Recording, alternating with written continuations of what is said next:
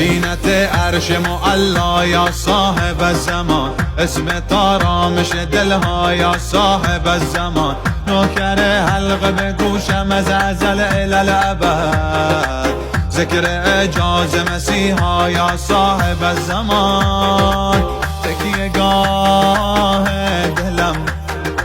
عزیزتر از مادرم، برشکستم